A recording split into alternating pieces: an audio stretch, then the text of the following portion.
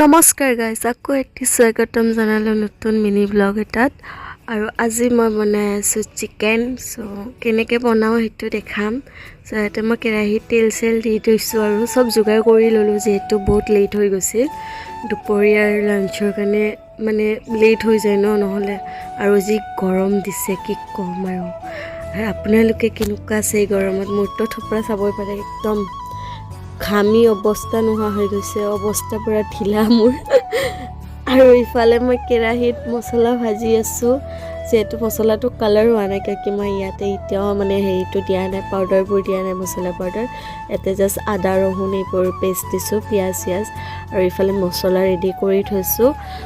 আলু চালুও ভাজি ল'লোঁ, চিকেনো চব ৰেডি কৰি থৈছোঁ আৰু একেবাৰে। আৰু ইফালে মই মছলা দি দিলোঁ, পূৰা লাৰি আছোঁ। আৰু এইটো পূৰা ভাজিব লাগিব, তেতিয়াহে মানে টেষ্টটো আহে। আৰু নাজানো কোনে কেনেকুৱা বনায়, মই এনেকৈ কৈ বনাওঁ চিকেন।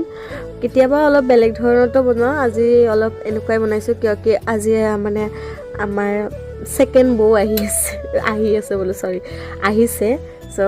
মোৰ হাতত চিকেন খাব বুলি কৈছে কাৰণে বনালোঁ আৰু, নহ'লেতো মই একদম গৰমত এলাহ লাগে কাম কৰিব।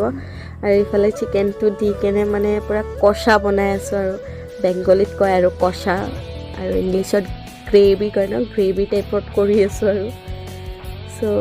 এইফালে চিকেনটোও দি দিলোঁ, মছলাবোৰ পূৰা মিক্স কৰি দিছোঁ।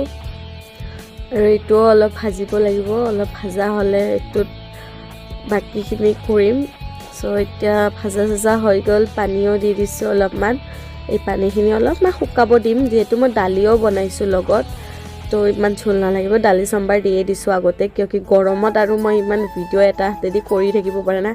আৰু ইফালে মই দেখাই আছোঁ, মই ঘামিত চুৰমাৰ হৈ গৈছোঁ, অৱস্থা নোহোৱা হৈ গৈছে, মোৰ মুখখন ক'লা হৈ গৈছে, চুলিৰো অৱস্থা নাই, এই গৰমত চুলি মেলিব নোৱাৰোঁ।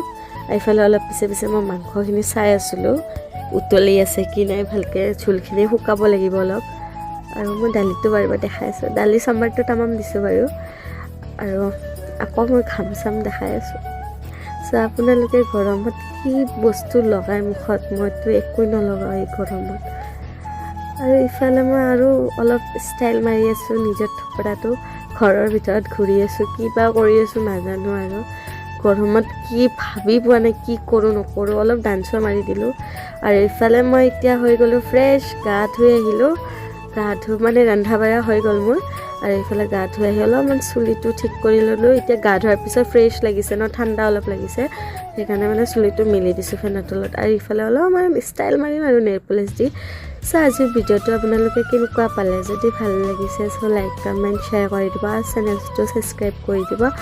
আকৌ লগ পাম নতুন এটি